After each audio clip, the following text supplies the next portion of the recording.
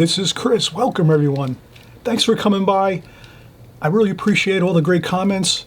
Everyone that comes by on a regular basis here to my channel, I want to thank you so much for all the great comments, the very kind comments. I really appreciate everyone here. We're here to make great watercolors, and that's what we're going to do. So we're going to get right into things here. We're doing a gorgeous still life painting, and we're just going to keep it real simple. Simple colors. We're going to do some of the reds, alizarin crimson, rose madder. We're doing simple blues, cerulean blue, cobalt blue, French ultramarine blue, and then we add in some greens, just some simple using sap green with a little bit of cadmium lemon yellow. Those are the basic colors of this, and other than that, it's pretty much those are the main colors we use. So just, not that many colors in this painting.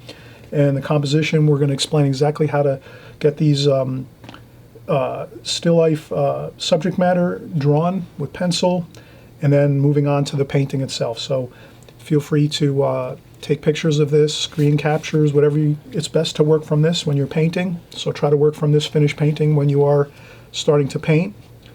However you can do that, that's the best way to do this. And then also for the pencil drawing, if you want to use the pencil drawing portion of this video to pause on and maybe work from that too as well. So you get the pencil drawing down first, close as you can get it, best as you can get it, then you don't worry about it, and then you just get right into the painting and follow along as we go. And we create this painting step by step. We take breaks, and other than that, it's really straightforward. And we'll get right into it just in a second. We'll be right back.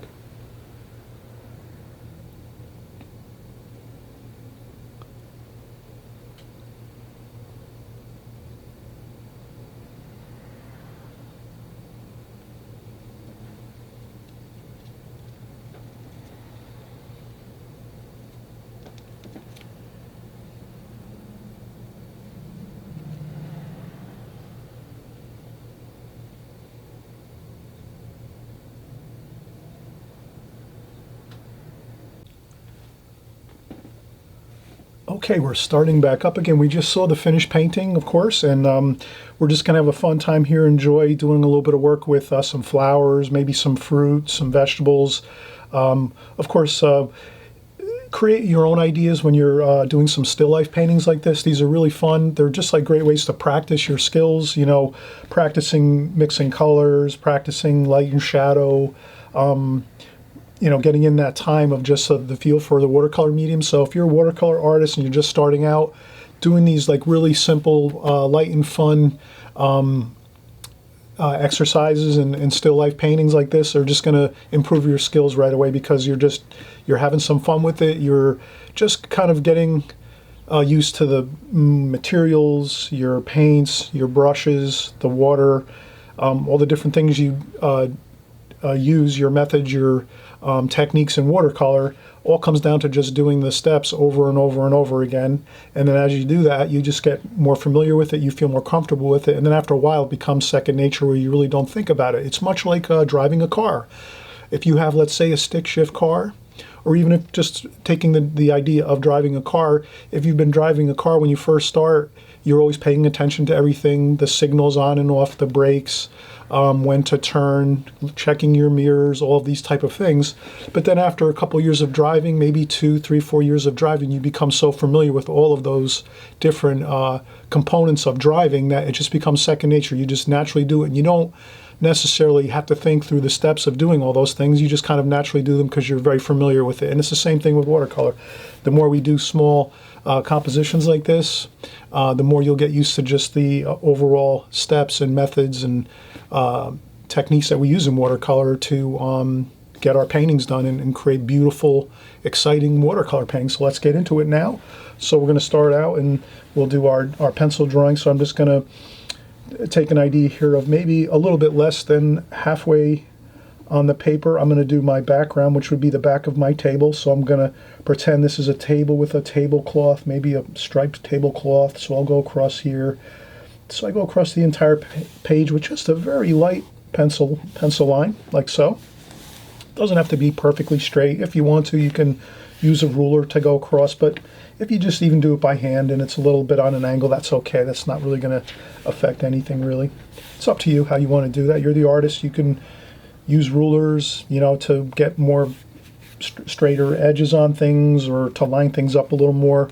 This is more of an exercise here, so we're not really going to, you know, take the time to maybe, you know, measure things exact or anything like that. We're just getting a nice line across our paper for the back of our table.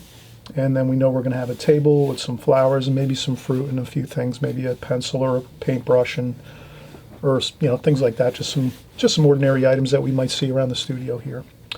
So first thing I'm going to do is I'll pick my area a little bit off center and I'll put my vase. And I think I'm going to have the vase about here. And it's going to be just a clear glass vase. And I'm going to make it, I have this vase at my studio. I've drawn and painted it many times, so I'm just working from memory now. But I would suggest if you can set up your still lifes, that's better off if you can set something up on a table across from you or on some foam board. That's even better yet if you can do that. And then in the vase, we're going to have some flowers, so I'm just going to create some flower shapes. We'll do some maybe simple, maybe some wildflowers.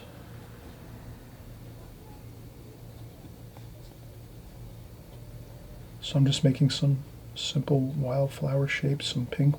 Maybe we'll use alizarin crimson and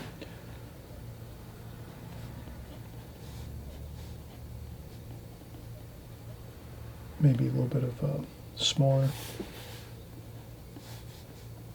but nothing too tremendous. We're just going to try to keep this more simple. So some wildflowers in a vase here, some stems, a few stems just for maybe make things interesting. And I think that's good. So just a little bit of flowers. And then maybe over here we can create maybe a let's do maybe a tomato.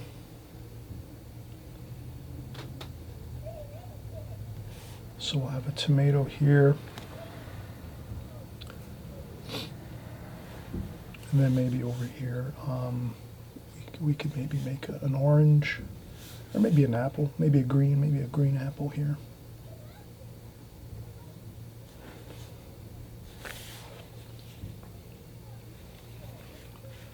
And again, just some fun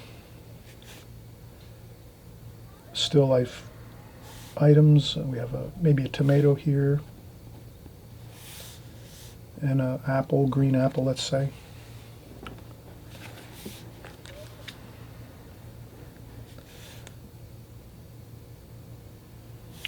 And yeah, that's pretty good. A couple items there. Maybe we can create a brush here, maybe a watercolor brush. So we'll put a little point on our watercolor brush and our ferrule there.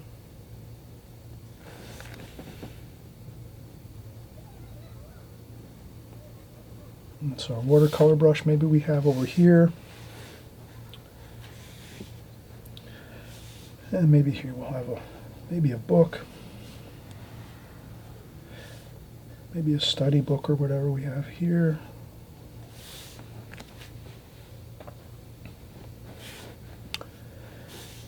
And maybe we're going to have some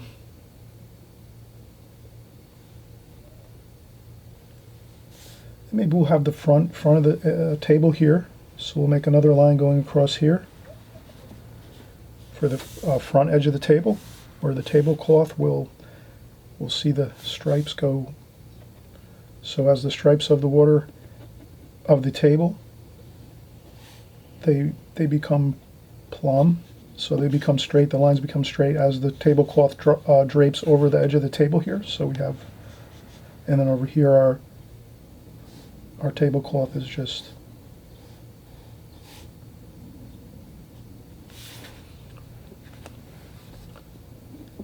and we're just having some fun with this. You know, it might be a good thing if possibly to use something like an eraser, not necessarily having to use a ruler all the time, but sometimes you can use things like just even a simple eraser to kind of measure out the stripes, how much space in between each stripe on your tablecloth. Let's say if you're going to do some stripes on your tablecloth here, if you choose to add some stripes to your tablecloth, you could use your own tablecloth at home. You could make it a checkered tablecloth, or stripes, or just maybe some patterned type cloth. It's up to you.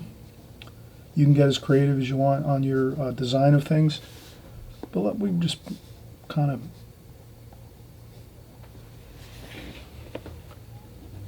and here I'm just sort of doing a very light, and then over here's hardly going to do anything, just so I can kind of maybe add a little touch of and the same over here. I'm just going to go super light with these lines, and I'm not really going to have a lot of detail with the stripes of the tablecloth on the ends of my picture. I'm going to keep more of the detailed portions of the painting in the center area where the flowers are and the fruit. So I think that's pretty good. Maybe a couple of so this is going to be a glass vase. So I'm just going to put some stems in here like that. Some ideas of some stems in there. And we'll keep this very light, very loose. We're not going to really paint this solid. We're going to leave it glass, which would be see-through, clear, transparent. And maybe in the background here, we're going to leave this real loose, and we'll just maybe add some splashes to the background a little bit. So that's our drawing, right? Basic, vase with some wildflowers in there. We're going to make them maybe like a nice alizarin crimson, or we have some rose madder there. We can make some really light, airy, transparent looking wildflowers here with some stems. Maybe a little bit of green leaves here and there. Maybe we'll have a few green leaves that we'll have in here just to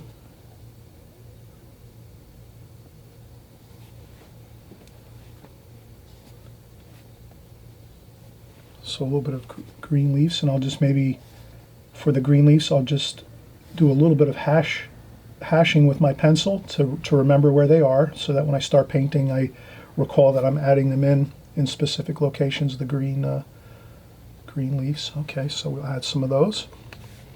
And the background, again, we're going to leave real simple. Maybe a couple of splashes and a little bit of brushwork on the background, and that'll be fine. We'll pretend it's a wall behind there, maybe a painted wall with some white paint or something like that. So we'll keep it real simple. But that's basically the drawing, and we'll get started. Maybe I'll just do my shadow here with my vase. So we'll pretend the light is coming from the very top of the picture. So we're not going to do any long shadows. We'll keep everything. Our shadows are going to be directly under our objects. We're not going to have any, let's say, early morning or late afternoon shadows, which would be very long. We're going to keep these shadows very small in size underneath the objects, which would basically give us the idea that we're having our light source coming from the top down during, let's say midday, and the light coming from almost straight overhead on top of the scene here, of the still life. Okay, so we'll take a quick break, and we'll come back and we'll start up our paintings portion of our still life here. We'll be right back.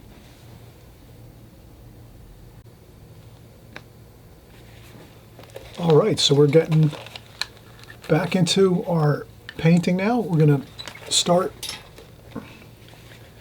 with the flower area. So I'll just tap a little bit of water on there.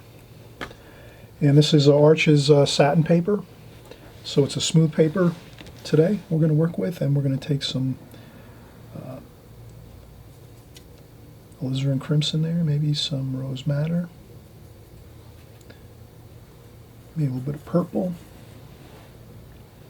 and we'll do a little bit of very light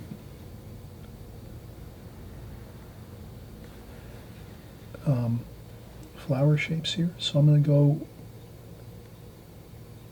with darker toward the bottom portion of the flower. And I'm using a number 4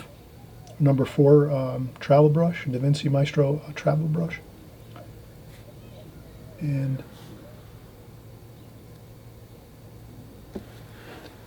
then I rinse off my brush, dry off a little bit of the water on paper towel or tissue, and then I just lighten that up as it goes upwards,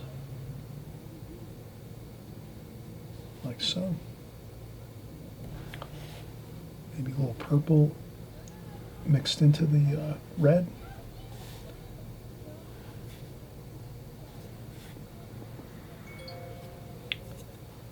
And I'm keeping this light, the alizarin crimson and rose madder.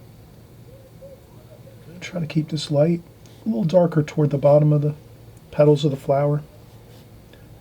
And then I rinse the brush off, dry off a little bit of water, and then try to lighten it up on the top section. And I splash a little bit, try to keep these nice and loose. I don't want to spend too much time on the flowers here, you know, just enough to get them looking good. I think the freer and quicker we do them, the better they're going to look. If we try taking 10 minutes to do one petal of the flower, I think it's not going to look as good. It'll turn out better if we leave them more loose and quickly painted. And we're going to leave lots of white paper in between all of the flowers. Notice I didn't make this sort of too many flowers in one spot. I kind of spaced the flowers with areas of white paper in between, and that'll have a good effect. Then we'll get some sap green, and we'll mix in some sap green, some cadmium lemon yellow, and maybe for a darker green we can go with a little bit of French ultramarine blue and some burnt sienna, just to maybe get a darker green here for maybe some of the darker central areas here. So I'm going to put in some small touches of the darker green, just like that. A couple spots, so we drew them with our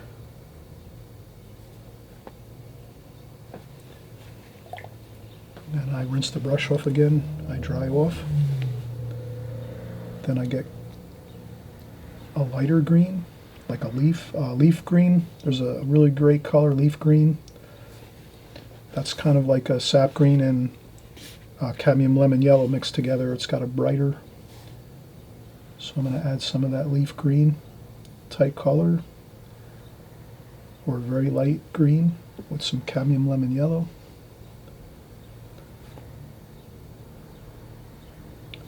And we'll have some of those mixes of darks and light greens. And then maybe we'll have some more purple. Maybe we'll do a little bit of a purpley looking color. So I'll get my ultramarine violet purple. And I'll just do a couple little smaller flower shapes here. Have fun. Be free with this. Don't spend a lot of time. Just have a lot of quick suggestions of some flowers. Leave lots of space in between the maybe a few more over here for some balance to it. Maybe a few there.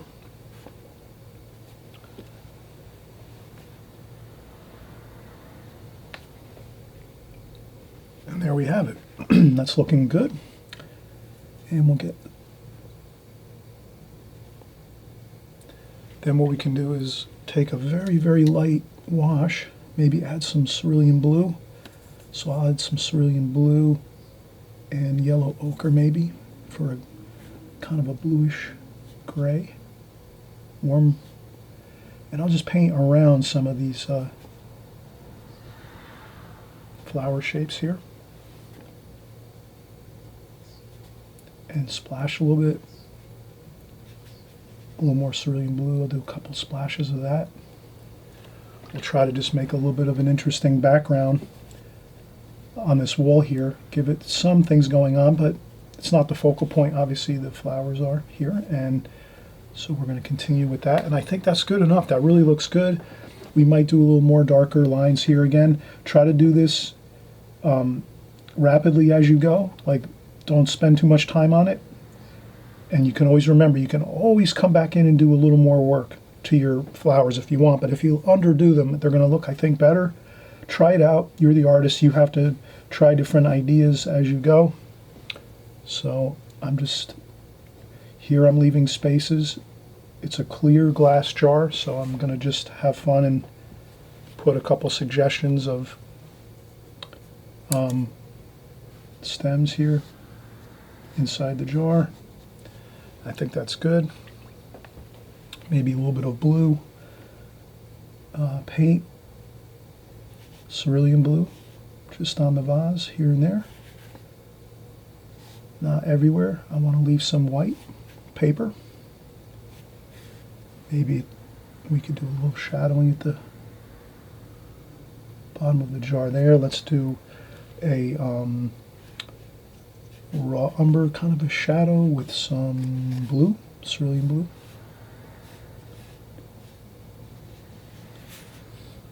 And we'll just do the shadow like so. Maybe a little more cobalt blue, maybe a little darker shadow there.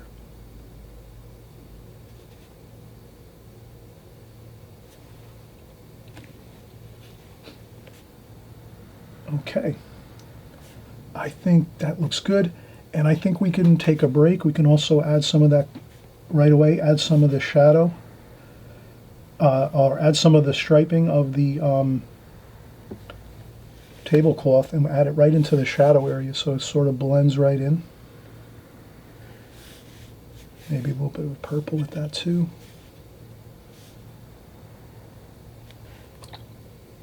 Cobalt blue, so a cobalt blue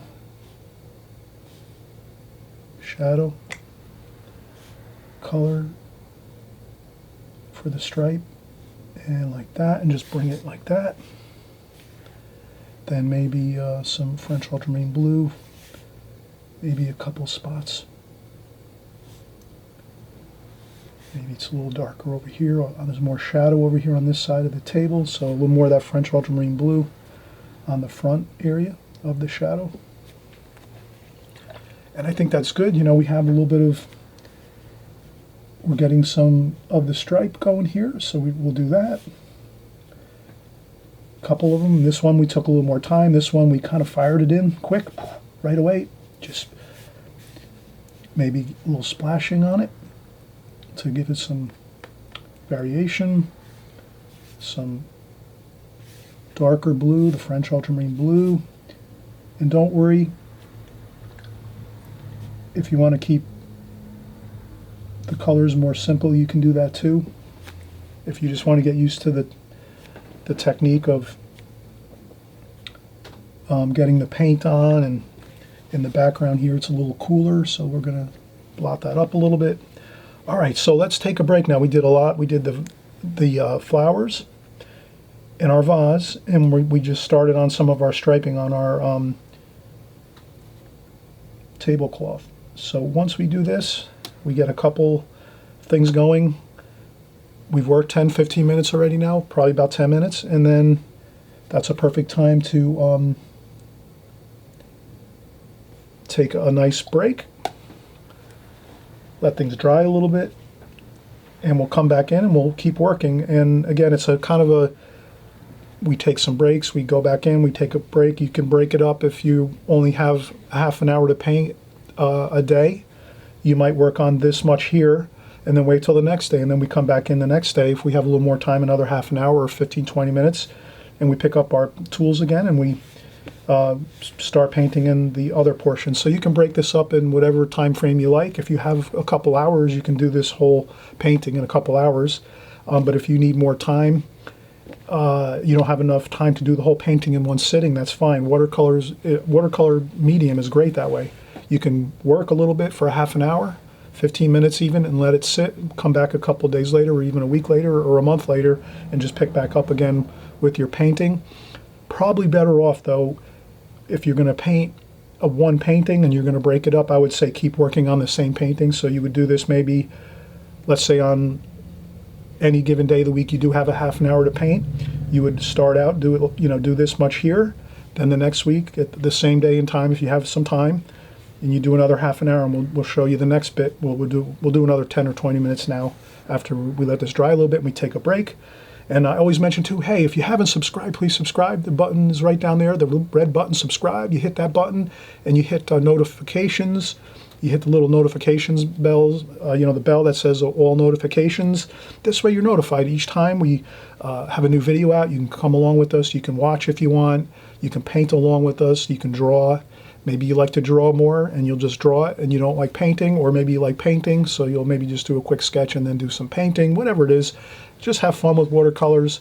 No big deal. It doesn't have to look exactly like this. You're the artist. You can create your own fun way of creating watercolors. You can make it more wild looking and crazy looking if you want, and not get too much into the exact details of everything. You can just make it more simplistic if you want.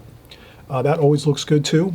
It's all depending on what level of experience you have. If you've been painting 15 years and drawing 15 years, you're going to be able to keep up with this. But if you're only 5 years drawing and painting and you haven't put in a ton of time in those 4 or 5 years, let's say, so it's just a matter of the more you practice, the more you'll be able to do more detailed work. But in the beginning, you can just have fun and splash some paint on there, have fun with it, enjoy it, and that's really the fun of watercolor. You can create the paintings any way you want to, and you can have them turn out any way you want them to look. It's fine. It's just a matter of the joy of painting. So let's have some joy. We'll take a break and we'll come right back.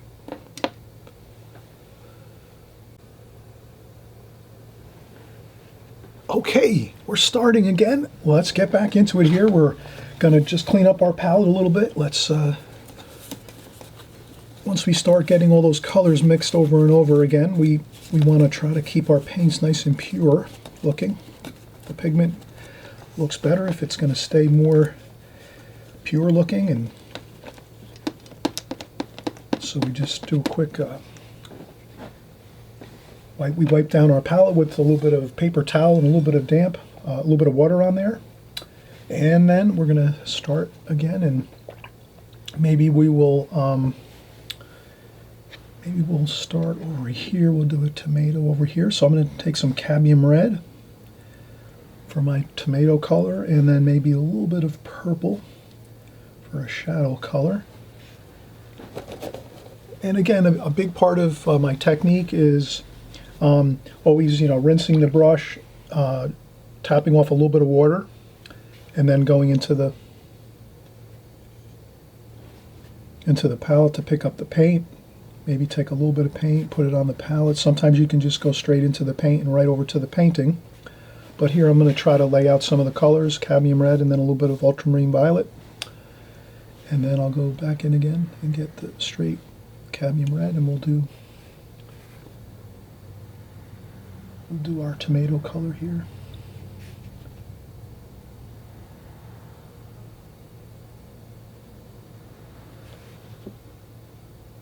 And I'll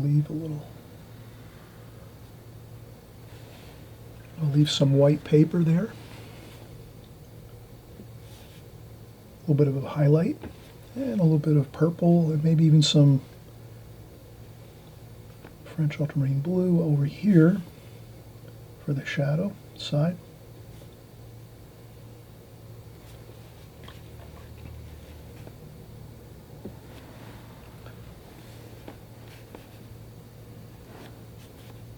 And we'll just maybe go with a little raw sienna.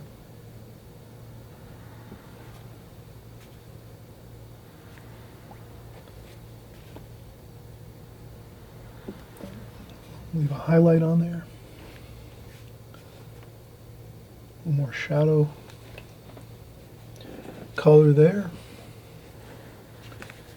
And then sometimes too you can lift up a little bit on some paint with a tissue like that. And let's move over here. We're going to do maybe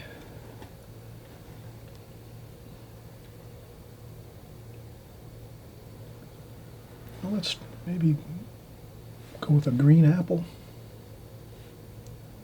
olive green,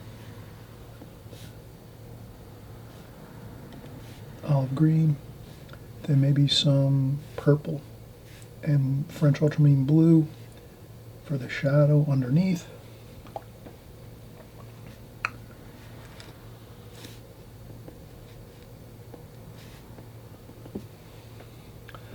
I think I'm going to change my mind here. I think I'm going to go with maybe a red apple. So I'm going to go with some alizarin crimson. Maybe it's going to be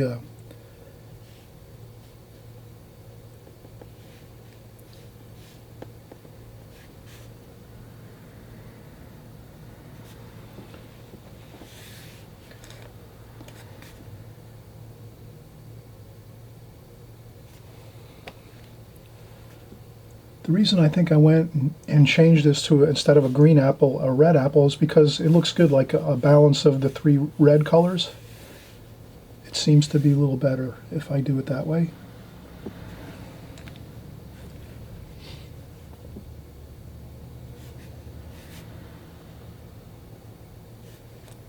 And I'll add a little bit of green to that shadow, and blue and purple.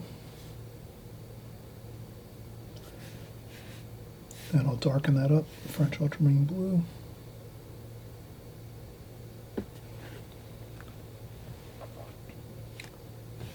Some raw sienna.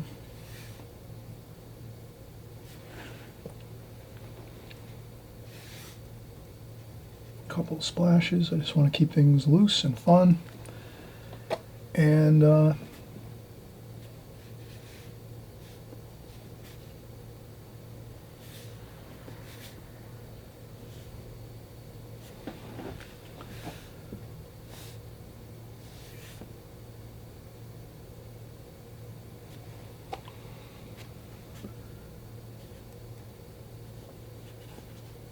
I swirl around the brush a little bit with some colors, just a little bit of color back here. Some cerulean blue, some green, a couple of splashes over here. And we'll just continue with a little bit of a darker there. And we can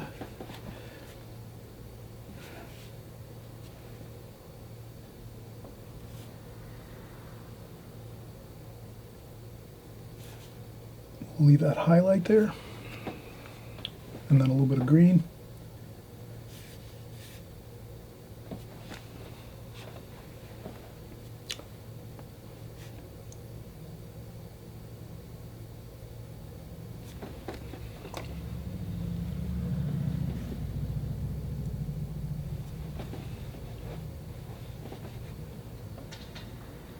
Okay.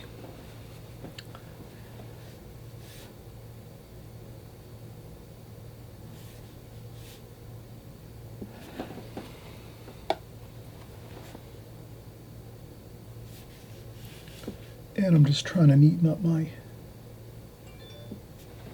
apple there a little bit. That looks pretty good.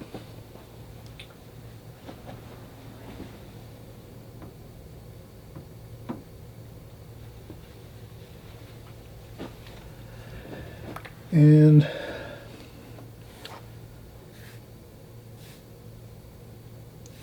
cobalt blue.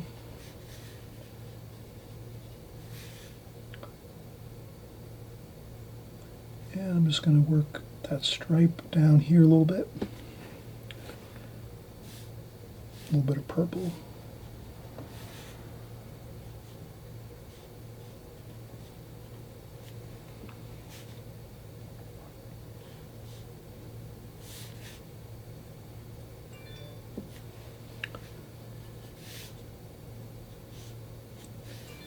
And I tend to try to add a few spots of color into that stripe, and you'll notice if you just touch a tiny dab of light wash of different colors into the stripe, it'll slowly soften and diffuse into the stripe of this tablecloth, and you'll notice that it'll look really good. And I'm just going to blot up a couple spots maybe,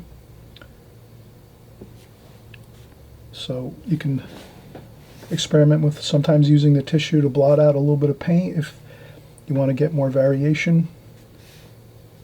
Here I'll add some some raw sienna for some warmth on the shadow side of this table. Maybe a little bit of a shadow along the top of the tablecloth here.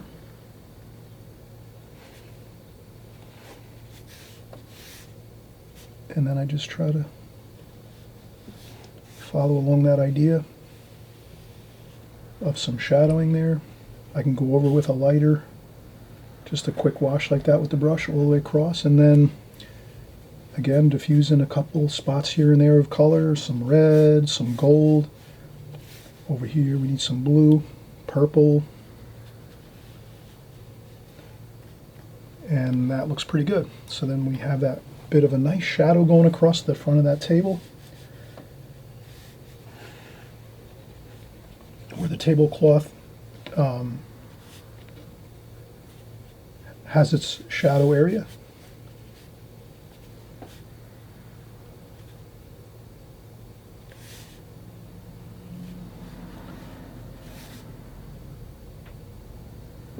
Like that. And again, some areas I'm not going to worry about too much. I'm going to let that. If sometimes you'll notice something doesn't always align 100%, you might say you're noticing maybe the stripes aren't in a perfect alignment or something. That's okay. As long as it's close, that's good. And again, I tend to, as we're going away from the center of the painting to the left and right, I'm letting things get a little more, things don't have to be as focused and detailed. I can just sort of splash a little bit, get some detail in, but this is more where you can kind of just go quickly with some brush strokes, and you'll notice it'll look pretty good. Like that. Just a vague bit of like that.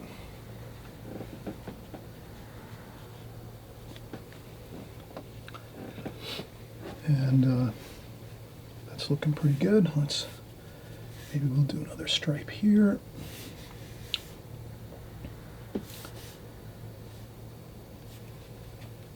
And again, I'm always rinsing the brush off, tapping a little bit of water off, picking up some paint.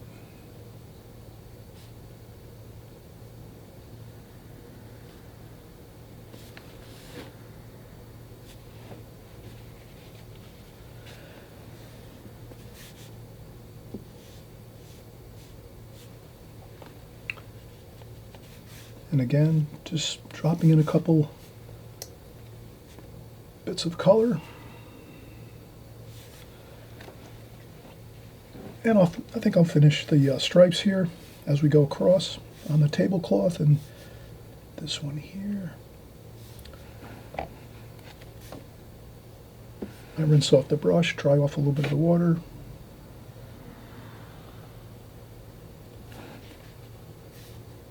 Then maybe I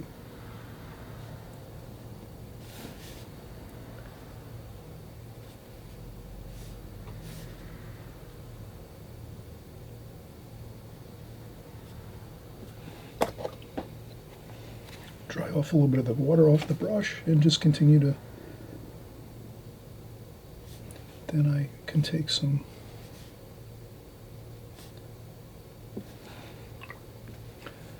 straight French ultramarine. So I rinse my brush off, dry off the water, and go straight into the French ultramarine blue with straight paint, and just add a little bit of that straight paint right there, a couple spots even there, and then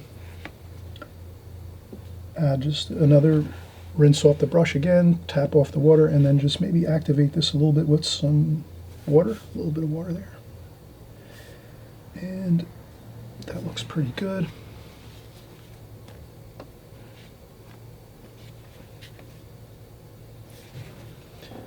And again, you can always take the tissue and kind of make a little bit of a fine edge on the tissue, and you can like lift up and make neater lines. Sometimes if you overpaint something, like if you go over an edge or a border that you've created, like with your pencil drawing, you can take that tissue and just lift up the paint a little bit like that, and then you can regain that line if you want on the stripe of the water of the tablecloth, like so.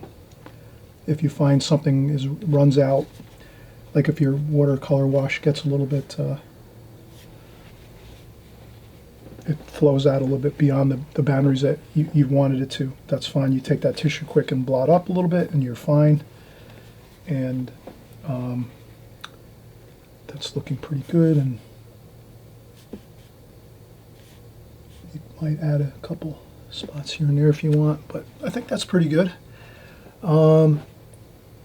I think at this point I'm going to take another break. We've been working again maybe 10-15 minutes, so let's take another break. And again, I always encourage everybody, thumbs up if you like this video. If you don't like this video, you can put a thumbs down too. If I get a lot of thumbs down, I might realize that maybe everyone doesn't like still life paintings and so forth. So always feel free to thumbs up or thumbs down. And of course, comments, leave plenty of comments. Thank you all for the great comments. Every week I get beautiful comments from everybody. I want to thank everybody for that, all the encouragement and kind words, and really helps me to stay focused and making paintings here, and enjoying the fun time we have creating new watercolors every week here on my channel. So if you subscribe, you'll see the paintings. We're just going to keep creating new paintings as we go. Every week, different subject matter as we go, and we'll have a lot of fun. And again, you just have a good time with it.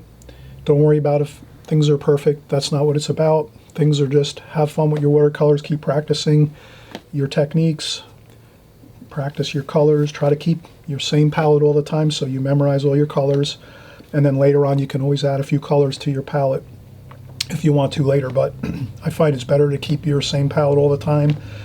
Same paints, same locations.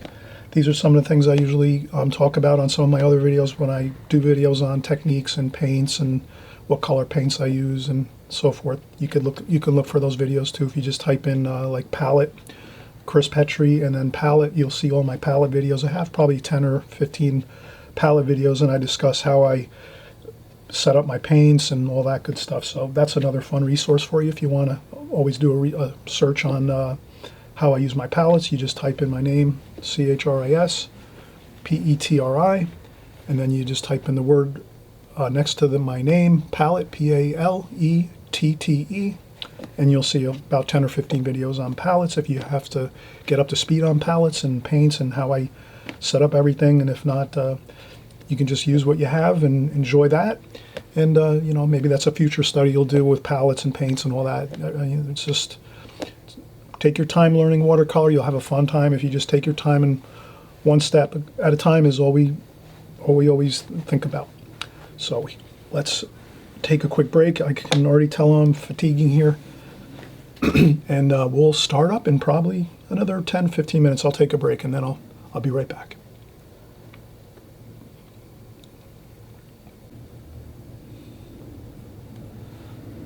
Okay, we're back from a break. It's good to take breaks, get a little bit of a rest. I was starting to become tired, so I always take breaks. Sometimes I might work 20 minutes, even a half an hour, but usually that's about my limit. Then I usually always take a break. Sometimes if I'm tired, let's say I come home from work at the end of the day and I'm working on some paintings, I might have to take breaks every 10-15 minutes because my concentration level decreases throughout the day. So just a good thing to keep in mind. If you need breaks, don't worry about it. Take your breaks as you need them. And we're going to continue here. I'm going to add a little more shadow to this vase here. Maybe add in a little bit of raw sienna, make that a little bit of a warmer tone there. Maybe a little bit of, there we go. And so I'm going to add some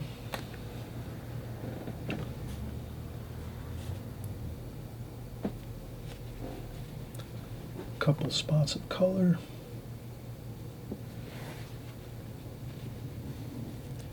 And that's looking good. I noticed I did some color over here. Yeah, so I'm going to put in some yellow ochre and cerulean blue kind of a mix of the two, and continue with that little bit of color just to introduce something in there to make it look more interesting. Maybe there's some light on the wall, and I'm going to add some yellow ochre to make it a little bit warm. Very little though, just a little bit of swirling around with a little bit of color. Yellow ochre, cerulean blue, and I try to match it up with that little bit of color I put on before. So over here I added some color around these, the tops of these flowers. So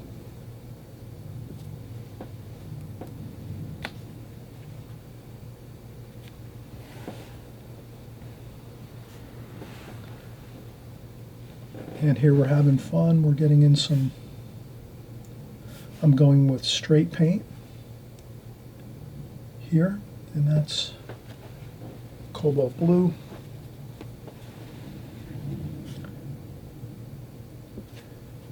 And you can add some darks and lights as you feel here and there. I think I'm going to do the paintbrush next, so I'm going to go with, for the paintbrush, I rinse my brush off and dry off a lot of the water, mostly all the water, and go straight into the French ultramarine blue and a little bit of the burnt sienna. And that's kind of like a interesting looking dark, almost like a black. And then I'm just going to do, I'm going to do the center of the brush like this. Then I'll do the reflection, very tiny bit of line on the ferrule of the brush, the metal part of the brush there. And I'll use burnt umber for the hairs of the brush.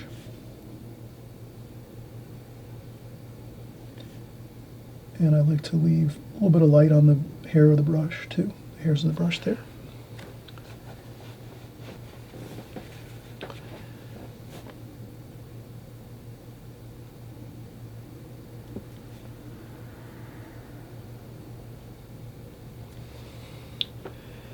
And that's pretty good. We'll do some shadowing underneath. Let's do a little bit of cobalt blue maybe. Straight cobalt blue underneath here.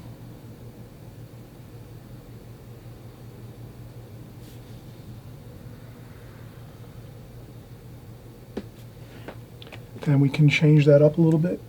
Maybe a little bit of French ultramarine blue. Just to give it a little bit of change in the shadowing and a little bit of maybe warmth in there too.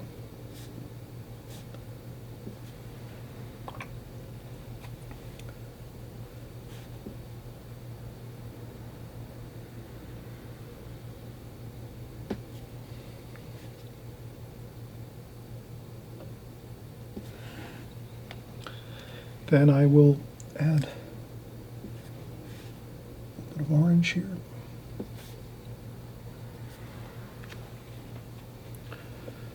A little bit of cadmium red to that too as well.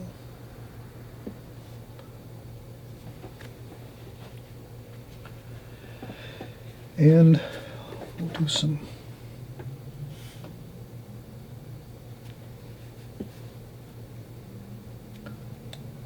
sky color here.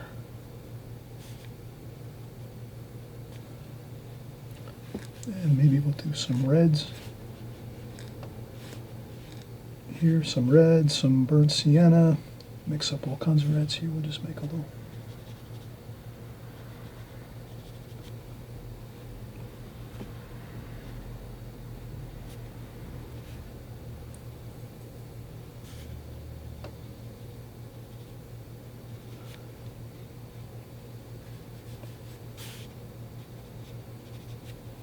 And we'll mix in some different colors.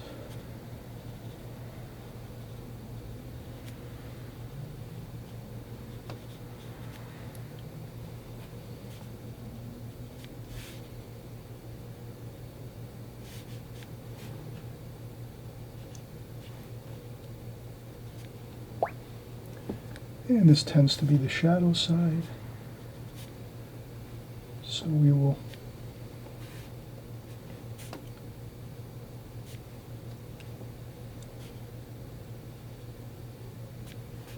add a little bit of purple to that. It's in the shadows. There.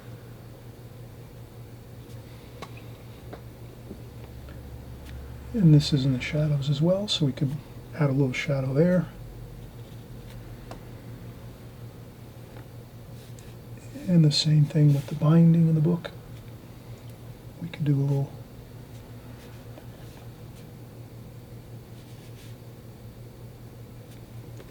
add a little bit of color to that. So that's an interesting looking book we have.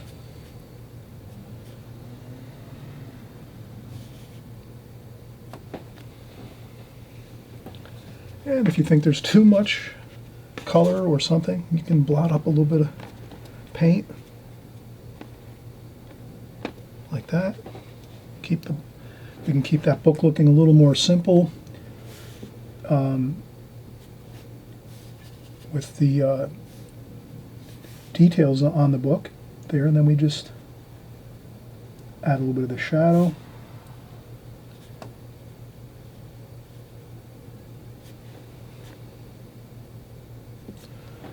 For the book, we'll add some cobalt blue, purple,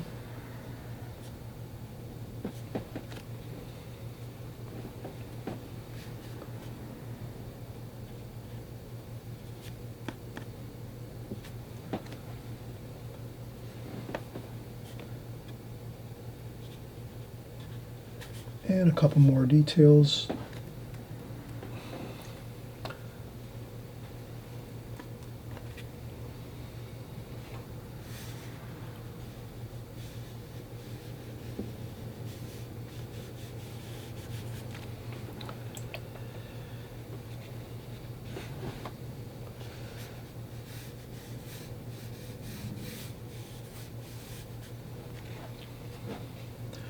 All right, that's looking good. A little bit of yellow ochre just over here.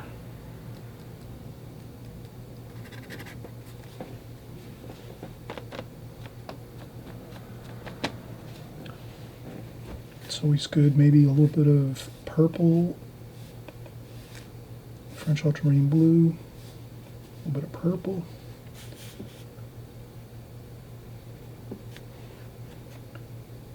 We could add a little bit of shadow along the back of that table, along the table.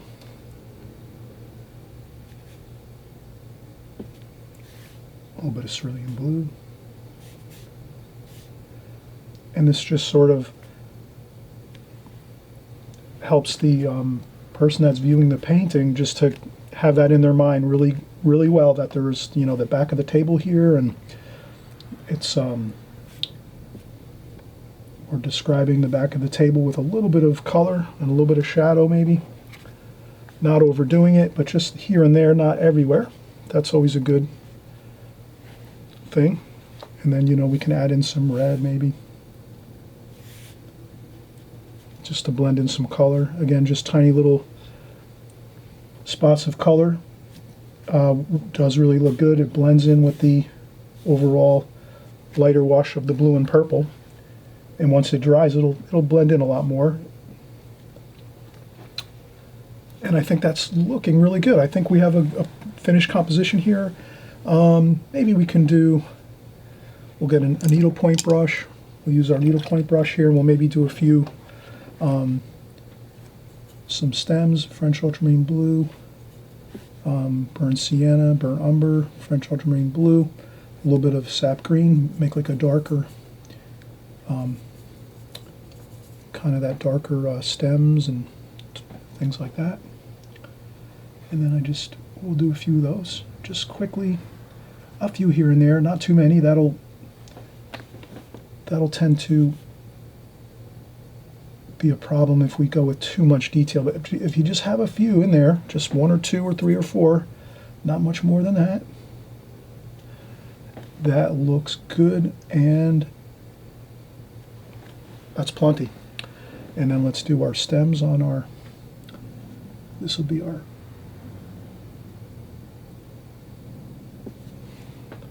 apple. And then maybe this one's a little more green, more sap green.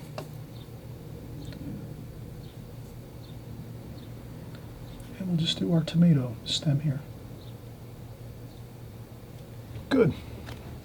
Again, quick and simple. Not too much fancy maneuvers. We're just trying to get things in.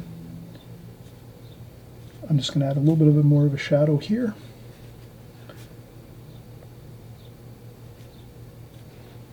This is cobalt blue, just to get that little bit of shadow along the bottom of the book here.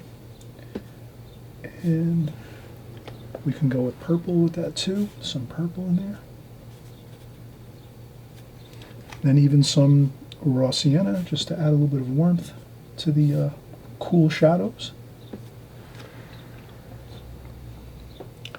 We could even make a little bit of a, now that that book has dried, so now that that wash on that book is dried here, that's the thing with watercolor, you'll notice it's a really, with watercolor you have to imagine keeping in the back of your mind that when things are drying, as you're painting, it's going to be to your advantage that you wait a little bit and then go back into an area. So if I tried to paint maybe like a label on the book or something like that, that wouldn't work too good because it's still wet and it would just all become diffused and blossom and bloom. So now that this area here is dry and I just touch it, it's dry on the top of the book here, then we could just add a little bit of writing on it. So maybe there's some writing on the book, like that. And that's all I did was just add a little bit of calligraphy to that, maybe over here too as well on the binding. Gives it a little more detail, but I didn't get, you know, too much where I'm starting to get bogged down in too many details on this, and then it tends to look overworked and unpleasant. So let's have fun. Everyone enjoy. Again, if you haven't subscribed, please subscribe. Come on by, hit that subscribe button, the red button there, hit the notification bells so you can be alerted each time our new videos are coming out every week. We're doing paintings like this, still life, flowers. We incorporated this flowers with still life here.